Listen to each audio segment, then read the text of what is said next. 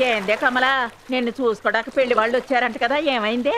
అత్తగారి మాట వల్ల సరిగ్గా లేదని నేనే వద్దనేశాను. అత్తగారికి అయ్యాళ్ళది ఆడపడుచు మంచిది కాదని వచ్చిన సంబంధాలన్నీ కాదనుకొని పెళ్లి చేసుకోకుండా ఉండిపోతావా? ఏమిటో ఈ పిల్ల. మాస్టర్ గారు అమ్మాయి వచ్చిన సంబంధాలన్నీ వద్దు వద్దని చెప్పింది కదా, ఎందుకో తెలుసా? బాగా డబ్బునని చూసి కట్టుకుందామని. అలాగే ఎవరో దొరక్కపోతే ఈ అమ్మాయి జీవితాంతం కన్యగా ఉండిపోవాల్సిందే. కలెక్టర్ మొగుడు కావాలనుకుంటుందేమో.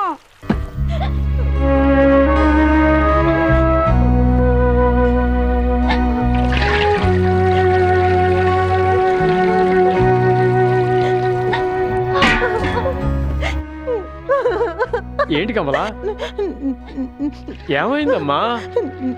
నలుగురు ఆకతాయి వెధవలు నా వెనకాల వచ్చి నోటుకొచ్చినట్టు మాట్లాడుతున్నారు. ఏం మాట్లాడుతున్నారు? నాకు అసలు ఈ జన్మకి పెళ్ళి అవ్వదట అని వాళ్ళు అంటున్నారు. ఏ ఎదవ అలా మాట్లాడాడు? తెలియదు నాన్న, కానీ ఒకటి కాలి వేలు మాత్రం వంకరగా ఉంది నాన్న. ఏందే పిల్ల, ఆడేసుకున్న సొక్కా బాగాలేదు, తలదవ్వుకోవడం బాగాలేదు, కలర్ తక్కువ అని చెప్పాలి గాని నువ్వేంటి కాలికి వేలు వంకరని చెప్తున్నావు? నా కూతురు ఎప్పుడు తల దించుకునే వెళ్తాది. తల ఎత్తితేనే కదా దానికి తెలిసేది. దానికి తెలిసింది అంతే.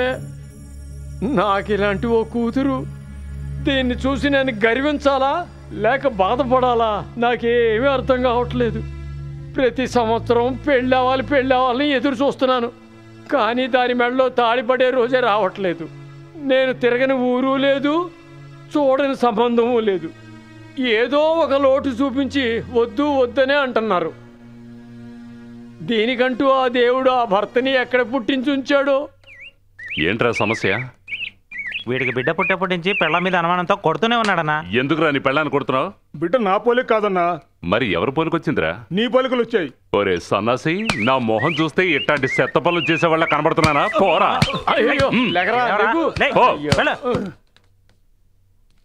అన్నా, ఏది పట్టుకున్నా మనకే వచ్చేటట్టుంది. ఊర్లో చెప్పుకుంటే చూస్తుంటే ఊర్లో పుట్టబోయే అనాథ పిల్లలకందరికీ తండ్రి నువ్వే అని చెప్పుకునేటట్టుందన్నా.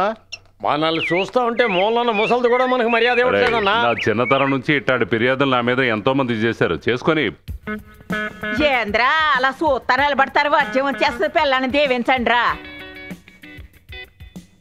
మీరిద్దరూ బాగా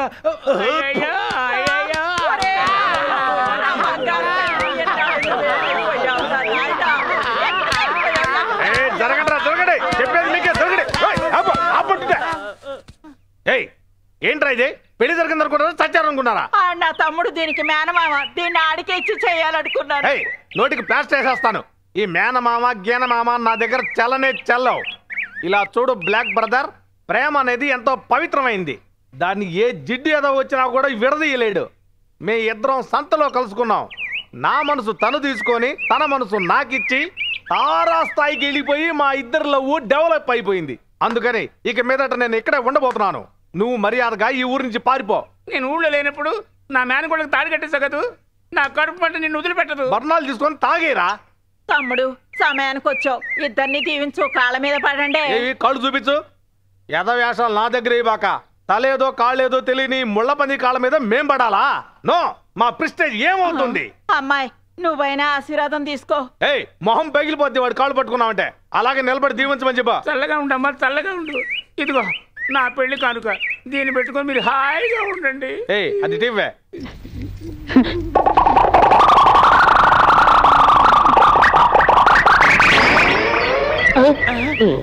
చూడండి సార్, ఈ నోట్ని అందరూ ఒకసారి బాగా చూడండి సార్. ఈ సందర్భం వదిలిపెడితే మరో సందర్భం మీకు దొరకదు సార్. ఎక్కడో గుళ్ళో హుండీ దగ్గర కూర్చొని ఒక వారంగా ట్రై చేసి దాన్ని లాక్కొచ్చి ఇక్కడ తీసుకొచ్చి నాకు ఇచ్చాడు సార్. దీంతో మీ ఇద్దరు సుఖంగా ఉండాలంట. దీన్ని ఏ సన్నాసి ఎదవా తీసుకోడు. దీన్ని పెట్టుకొని నువ్వే సుఖంగా ఉండు పో. కమాన్. చివరిగా ఒక మాట చెబుతున్నాను, మళ్ళీ నువ్వు మేనమామ గీనమామని ఇక్కడికి వచ్చావనుకో, నీ మొహంలో షేపులు మార్చి పంపిస్తా. రండి రండ్రా. తల్లి అక్కడ ఉన్న సుఖంగా ఉండాలమ్మా. ఏంట్రా ఇది? నీ మేనకోడల్ని పెళ్లి చేసుకుని నిన్నే ఇంటికి రావద్దంటున్నాడు. పెళ్లి మాత్రమే జరిగిందిరా, ఫస్ట్ నైట్ ఎలా జరుగుతుందో నేను చూస్తాను.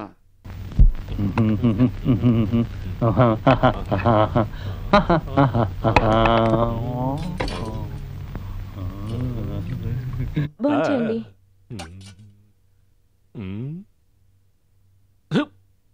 ఏంటి ఉప్పు లేకుండా చేసావు? అయ్యో అది నేను తినేది.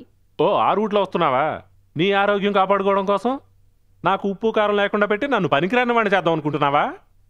అదేమీ జరగని పని, వంశపారపర్యంగా వస్తున్న మగతనమే. అక్క రసవిడి అక్క. పుట్టింటోళ్ళు పైసా పెట్టకపోయినా రోషానికి ఏం తక్కువ లేదు. ఇది వచ్చిన రోజే తెలిసింది దిక్కుమాల సంబంధం అని. ఎవరక్క? నీ కోళ్ళ? ఏంటదే? అక్క అక్క అక్క ఉయ్యకక్క ఉయ్యకు ఎంగిలక్క ఎంగిలే. ఏరా చివరిసారిగా అడుగుతున్నాను, నీ మేనగోడని పెళ్లి చేసుకుంటావు లేదా? అక్క నువ్వు సరే అని చెప్పి ఒక మాట చెప్పు. మనోడికి మంచి అమ్మాయిని చూసి తీసుకొచ్చి పెళ్లి చేస్తాను. అది ఎలాంటి అమ్మాయి అయినా సరే. ఉండరా, ముందు దీని సంగతి చూసి ఆ తర్వాత పెళ్లి గురించి మాట్లాడుకుందాం. ఏ సంగతి చూస్తావు? దాన్ని రోకల బండతో కానీ చంపుతావా? అమ్మా నువ్వు చాలా తెలివిగలదానివే. ఇంతకు ముందు చేసావు కదా, మా నాన్నని రోకల బండతో చంపిందానివే నువ్వు. పాపం మా నాన్న ఏం అనుభవించకుండా చచ్చాడు. అరే చీ, దానికెందుకురా దిగులు పడతావు? మీ ముత్తాతకి 12 మంది పెళ్ళాలు, నీ తాతకి 8 మంది పెళ్ళాలు, మీ అయ్యకి 15 మంది పెళ్ళాలరా.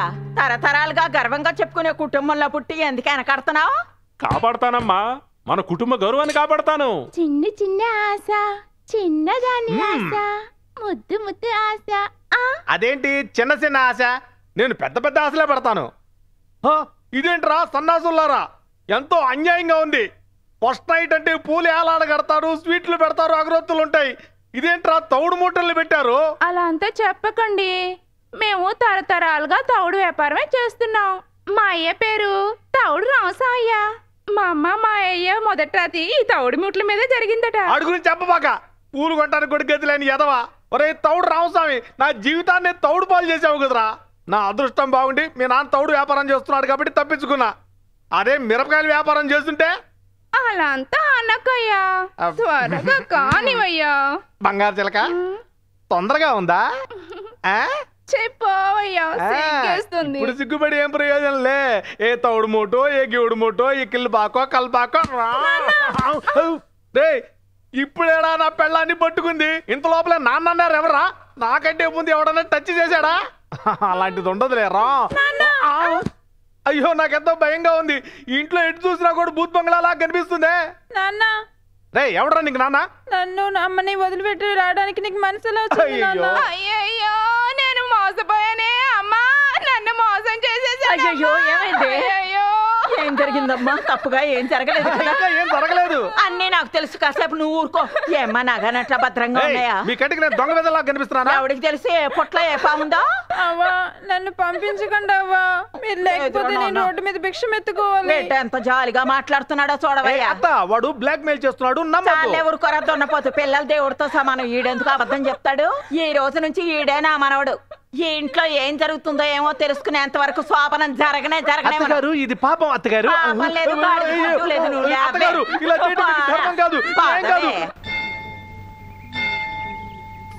ఏంది మామా, సాయిబాబా గుడికి వెళ్దామని సుబ్రహ్మణ్య స్వామి గుడికి తీసుకొచ్చావు? హే, నిన్న పక్కూరు నుంచి వచ్చి నిన్ను సంబంధం చూసి వెళ్ళారు కదా, వాళ్ళకి నువ్వు నచ్చావా? ఏమిటి ఏం మాట్లాడడం లేదు? అంతా సమయంగా జరుగుతుంది. టైం బాగుండి నీ జాతకం కుదిరిందంటే ఎవ్వరూ దాన్ని ఆపలేరు. అవునవును. ఎందుకే కూర్చున్నావు? హే, నువ్వు గుడి వరకు పిలిచావు, నేను వచ్చాను. ఇద్దరు పిల్లలు దేవుడు అంటే నాకు ఇష్టం లేదు, నీకు తెలుసుగా. దేవుడి కోసం రాకపోయినా ఈ మల్లీశ్వరి కోసం రావే. నేను దాన్ని వెళ్ళు. నా పెళ్లి జరగబోతుంది కదా, రావే. వల్లి త్వరగా వెళ్ళి దాక్కో. ఎందుకండి దాక్కోమని చెప్తున్నారు? వస్తుంది, ఎవరో చూడు. ఎవరు?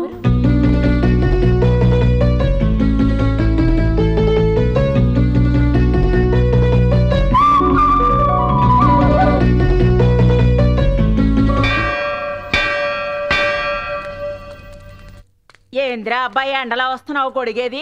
గొడిగేదిరా. రే గొడిగేదిరా. రే ఏదిరా? గొడిగేదని ఒకళ్ళనొకళ్ళు అడుగుతారేట్రా? గొడిగి ఎవరి దగ్గర ఉందో వాడ్రా అంటే ముందుకే. అక్క ఎంగిలక్క ఎంగిలే. నమస్కారం. రండి రండి కూర్చోండి. మంత్రి గారు, ఈయన మా అల్లుడు. పక్కూరులో పెద్ద మోతుబరి. మీ అమ్మాయిని అడగడానికి వచ్చారు. జీవితాంతం నిన్ను మీ అమ్మాయిని ఎలాంటి లోటు లేకుండా చూసుకుంటారు. నువ్వేమంటావు? పక్క ఊరు పెద్దనాయుడు గారు అబ్బాయే కదా, ఇది వరకే మీ ఊరు పంచాయతీలో పెళ్లి అయిందని మాట్లాడుకున్నారు కదా. ఇప్పుడు ఆ విషయాలు ఎందుకు? వియ్యంకుడు చేసిన పని అది. వదిలేస్తామా వాణ్ణి? నా కొడుక్కి 100 పెళ్ళిళ్ళు చేస్తాను. గాడిద గుర్రం 2 ఒకటైపోతాయా చెప్పండి? మీరు సరిగ్గా తెలుసుకోకుండా వచ్చారనుకుంటాను. నా కూతురు మొదటి పెళ్లివాడికే 30 వంకరలు చెప్పింది. మీరు తెలుసుకోకుండా వచ్చారనుకుంటాను. తప్పుగా అనుకోకండి, బయలుదేరండి. పంతులు గారు మర్యాద తెలిసిన మనిషి అని తాగుబోతుగాడు చెప్తే నమ్మొచ్చాం. మర్యాద కిలో ఎంత అడిగేలా ఉన్నారే పంతులు గారు. నాన్న వాళ్ళని బయటకు పంపి మీరు లోపలికి రండి. ఎవతే అదే పెద్దోళ్ళు మాట్లాడుకుంటుంటే మధ్యలో దూరం మాట్లాడుతుందా? పెళ్ళి మా అమ్మాయికే కదా. అందుకని ఎవరితో ఏం మాట్లాడాలో తెలియదు. నేనేం తప్పుగా మాట్లాడలేదండి, మీరే తప్పుగా వచ్చారు. ఇంతవరకు ఎవరు నన్ను అవమానించింది లేదు. నిన్ను ఒప్పించి చేసుకోగలను, లేదా లేపుకెళ్ళైనా చేసుకోగలనే. పిల్లని అడగడానికి ఒక మగాడిగా వచ్చుంటారనుకున్నాను, కానీ పెళ్ళాన్ని ఇంట్లో పెట్టి తన చీర కట్టుకుని వచ్చుంటారని నేను అనుకోలేదు. నన్నే అవమానిస్తావా? నేనేంటో చూపిస్తానే. పొండ్రా పొండే.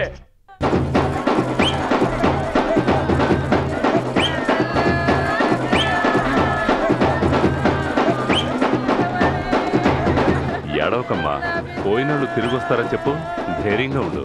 ఏరా చావు ఇంటికి వచ్చినా కూడా నీ బుద్ధి నిన్ను వదలలేదా? కట్టుకున్న మొగుడు గుండ్రాయిలాగా ఉంటే వాడిని వదిలేసి ఇంకెవరికో చెబుతున్నావేంటి ధైర్యం? ఏంట్రా ఇది? ఊరుకోవయ్యా, నువ్వు ఒకటివే నన్ను వదిలిపెట్టి వెళ్ళిపోయావా అక్క? ఎంత పని జరిగిపోయింది అక్క. నీకు అప్పుడే 100 ఏళ్ళు నిండిపోయాయి అక్క.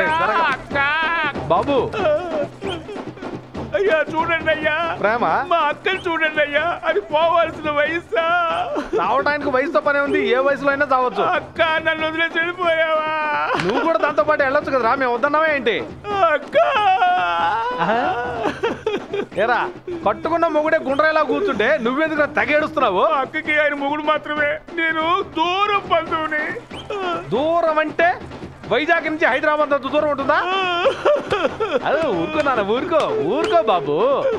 అదంతా సరే గాని ఆ పాకెట్లో వేసేవి గొలుసు దాన్ని తీస్తావా? తీయరా, తీరా. చూడండి అయ్యా, పెళ్లింట్లో దొంగతనం చేశాడు వదిలేసాం, గుడి దగ్గర చెప్పులు దొంగతనం చేశాడు వదిలేసాం. కొంచెం కూడా మానవత్వం లేకుండా చచ్చిన మనిషి కాలు నుంచి గొలుసు దొంగతనం చేశాడే, ఈ పందిగాన్ని వదలచ్చా? శవాన్ని కిందకి దించి పాడి మీద విండి పడుకోబెట్టండి రా. పట్టుకోండి రావనే. ఈ పందిగంటే మనం ఇక్కడికి పిలిచావా? ఇదిగోరా కాలిపట్ట. అయ్యా అయ్యా నువ్వే కాపాడలే. చూడండి అయ్యా, నా పెళ్ళాం నన్ను వదిలిపెట్టి వెళ్ళిపోయింది అయ్యా. నువ్వు చాలా గొప్పదనమమ్మా. నీలాంటి వాళ్ళు ఉండడం వల్లే ఈ ఊళ్ళో వర్షాలు పడుతున్నాయి. కామాక్షి, నీ మొగుడు బాకీ తీర్చలేదు, నువ్వు చేసిన బాకీ కూడా తీర్చలేదు. మరి ఎవరమ్మా నా బాకీ తీర్చేది? అమ్మా, శ్మశానానికి వెళ్లేలోపే నా బాకీ ఎలాగైనా తీర్చేవా?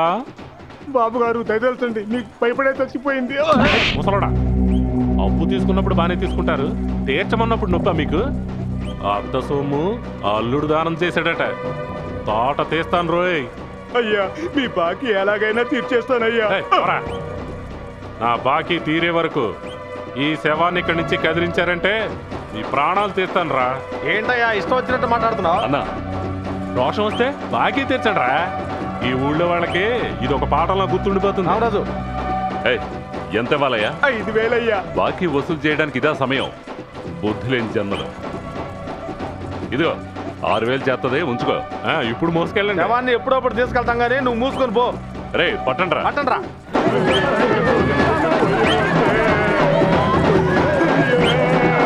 చూడ్డానికి బస్తీయే కదా అని అందులోకి వెళ్ళడం వరకు ఓకే.